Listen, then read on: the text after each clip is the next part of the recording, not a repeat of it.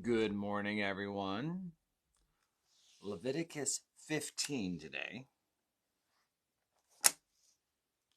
Bodily fluids and discharges. I know. I knew you guys were excited. You'd all be waiting for me to get on and teach this. So we've got how many verses do we have to make it through here? Let's see here. Mm-hmm. So 20, 18. Let me look something real quick there. Okay. So here we go. Verse 1. And the Lord spoke to Moses and Aaron, saying, Speak to the children of Israel and say to them, When any man has a discharge from his body, and his discharge is unclean, and this shall be his uncleanliness in regards to his discharge, whether his body runs with the discharge or his body is stopped up by his discharge, it is his uncleanness. Every bed is unclean on which he who has the discharge lies. Everything on which he sits shall be unclean. And whoever touches his bed shall wash his clothes and bathe in water and be unclean until evening. He who sits on anything on which he has sat, the discharge sat, shall wash his clothes, bathe in water, and be unclean till evening. He who touches the body of him who has a discharge shall wash his clothes, bathe in water, and be unclean till evening. If he who has the discharge spits on him who is clean, then he shall wash his clothes, bathe in water, and be unclean till evening. Any saddle on which he rides is unclean. Whoever touches that was under him shall be unclean till evening. He who carries those things shall wash his clothes and bathe in water, is unclean till evening.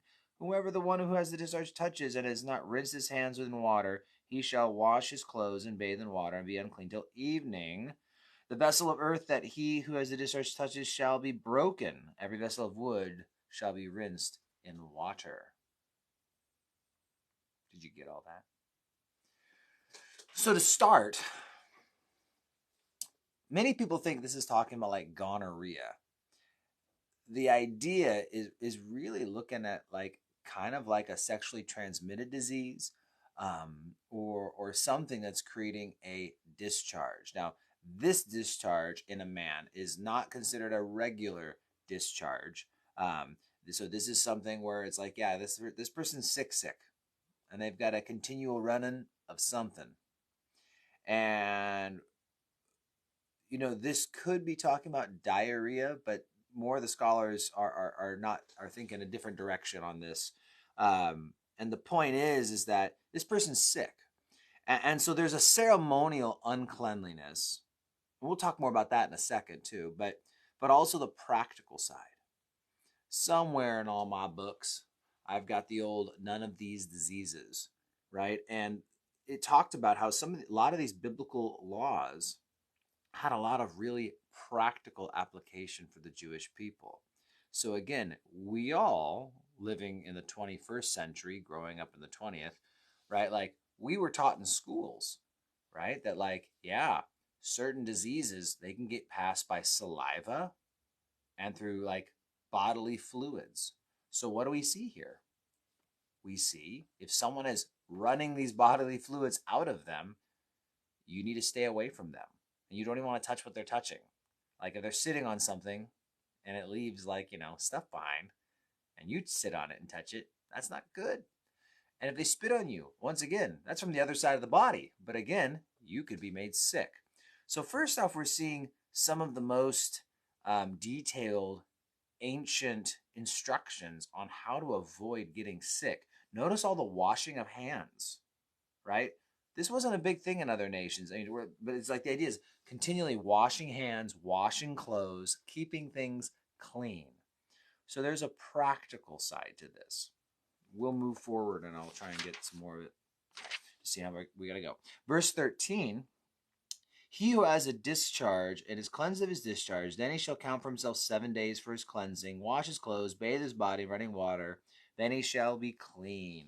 On the 8th day, he'll take 2 turtle doves, do 2 young pigeons, go to the Lord, before the Lord, to the door of the tabernacle meeting, give them to the priest. The priest shall offer them, the one as a sin offering and the other as a burnt offering. So the priest shall make atonement for him of the Lord because of his discharge.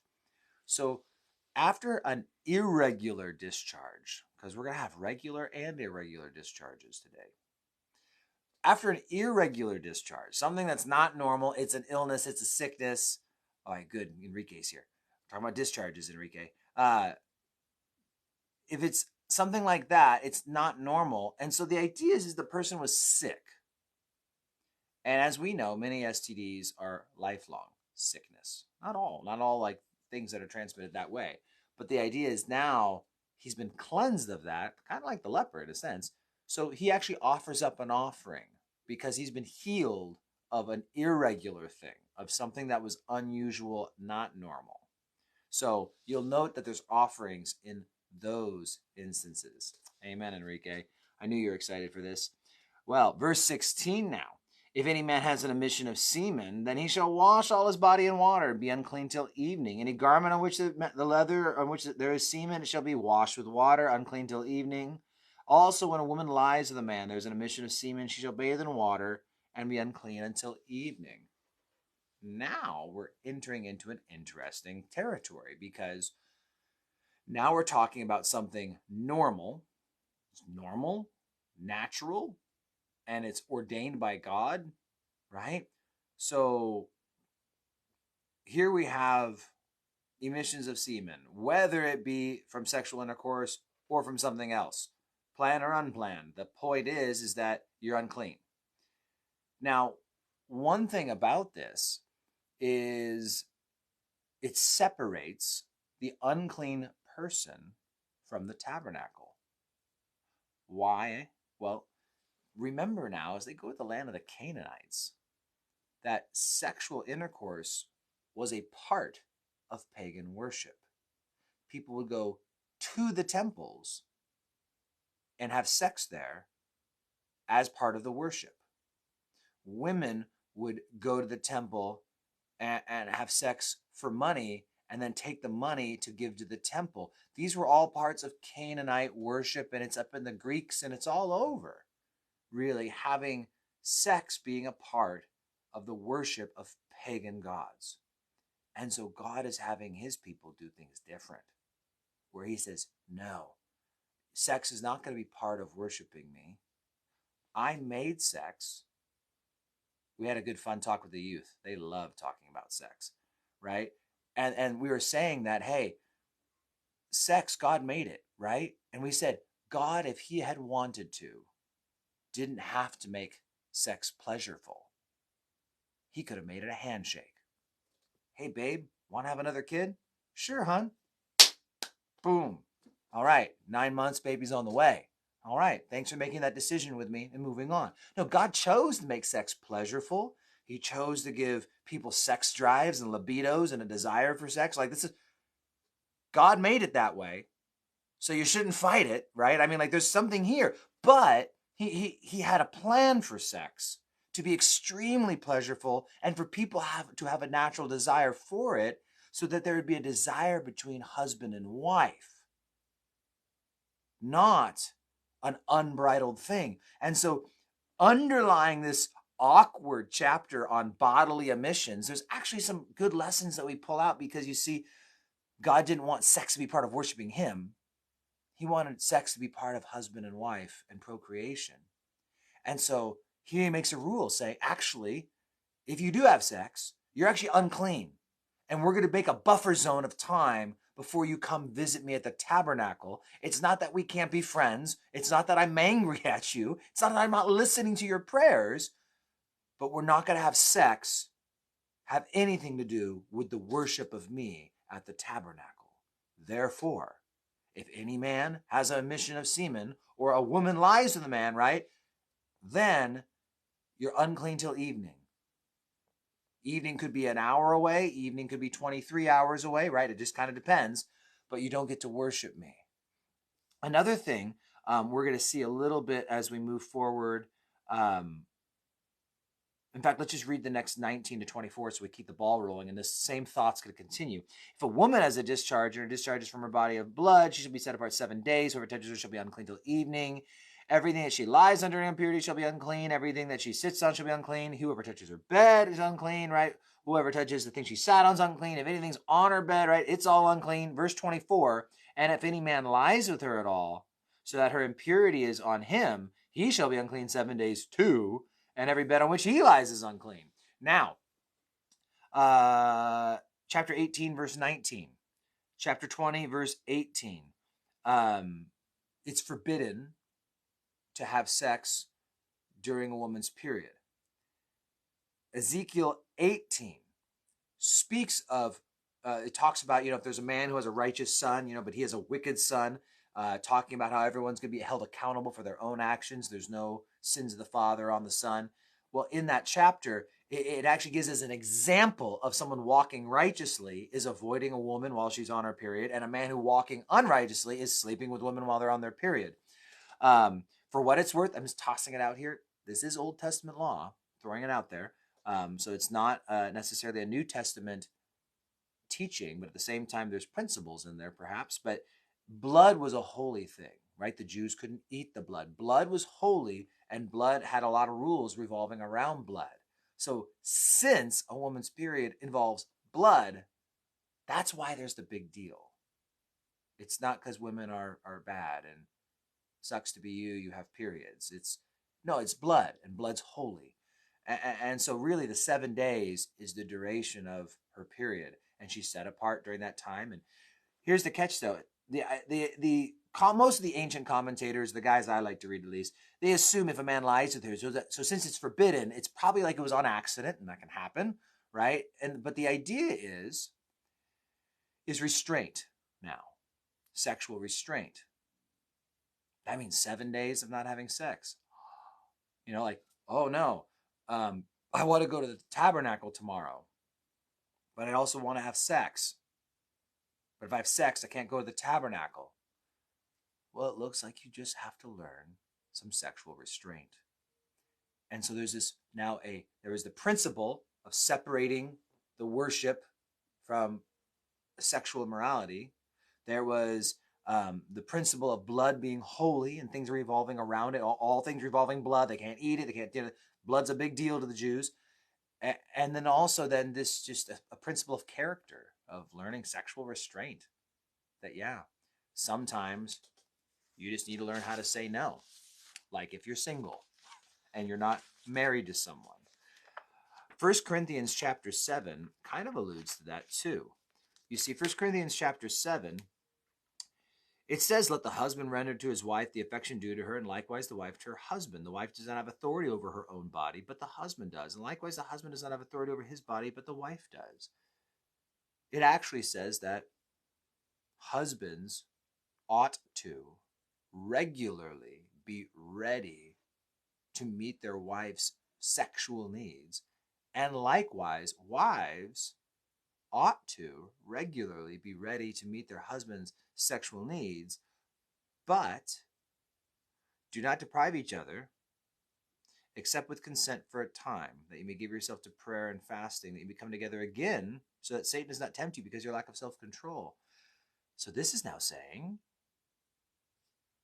that the idea of actually abstaining from sex as an act of fasting was something Paul was expecting. The idea of just abstaining for a reason. There are reasons to abstain. There's reasons to say no, maybe not tonight. But there's also a warning. Notice what it says back in 1 Corinthians 7, verse 5. Come together again, so that Satan does not tempt you because of your lack of self-control. There's a practical thing there too, where God realizes that, people are weak sinners and they get tempted. And if they have a specific place that is permissible by God to seek that gratification, satisfaction that they're looking for, and they continually get shut down, Satan sees a big, fat, wide open door. So, the idea of sexual restraint is biblical, that you should be able to hold off during whatever periods of time because you should just be able to. But on the flip side, it's also be something that's freely enjoyed in a marriage. Now, we went from irregular discharge in a man to the normal discharge, regular, a regular discharge in a woman. Now we're moving to irregular. So we're kind of, flipping back here. ABBA. If a woman has a discharge of blood for many days, other than the time of her customary impurity, or if it runs beyond her usual time of impurity all the days of her uncleanly discharge, she shall be unclean. Every bed she lies on is unclean. Everywhere she sits is unclean. Whoever touches those things is unclean. Verse 28, but if she's cleansed from her discharge, then she shall count for herself 7 days. And after she has been clean, and on the 8th day, she shall take for herself 2 turtle doves, 2 young pigeons, right, and offer them as an offering. So it's the same as a guy, right? There's no offering needed for her period because that's normal. But this is an irregular thing that's lasted a long time. We can think of the woman with the issue of blood who touches the hem of Jesus' garment. That's the good cross-reference in the New Testament. Veronica, by tradition, was her name. Mark 5, Matthew 9, Luke 8. You know the story. Verse 31, thus you shall separate the children of Israel from their uncleanliness, lest they die in their uncleanliness, by which they defile my tabernacle that is among them. This is the law for one who has a discharge, for him who emits semen and is unclean thereby, and for her who is indisposed because of her customary impurity, and for her one who has a discharge, either a man or a woman, and for him who lies with her who is unclean.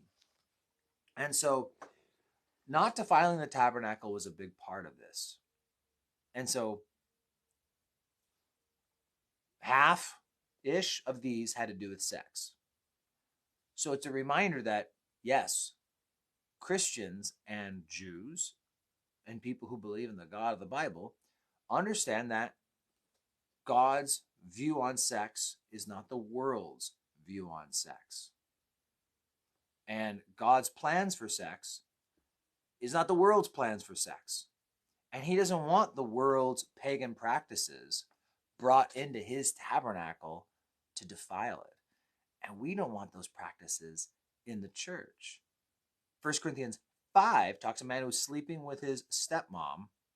And Paul says, man, kick that brother out. Don't you know a little leaven leavens the whole lump? Right? We can't have sexual immorality in the church.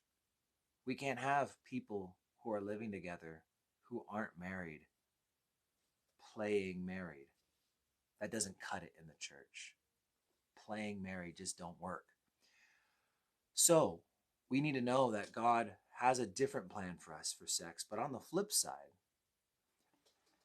I want to say it was Tim LaHaye who wrote Left Behind. Many people know that. But he also wrote a book called The Act of Marriage. And in it, he had some statistics in the back. And the whole book's about sex from a Christian perspective. And in these surveys, it found that conservative Christians and Jews had the highest rates of sexual satisfaction in marriage than any other group surveyed. And it was actually by a quite large amount. Because it seems like people who are doing it right do it better. And I think the simple idea is just understanding, that's not a selfish thing. And it's something that God has designed. He designed to be enjoyed. And so, yeah. But all the discharges and all that other stuff, again, we have practical medical. We talked about that at the very beginning, like the practical medical side of it, that if there's an STD or something transmitted by bodily fluids, if he spits on you, you're unclean. Like you don't want to touch the fluid. You don't want to get spat on by this guy. You want to keep your distance. And then there's the spiritual side of things, that God didn't want his people to worship like the pagans. But that doesn't mean that his creation of sex was wrong, bad, or icky. That would be totally misunderstanding the point. And so, there you go. Oh, bonus fact as I leave today.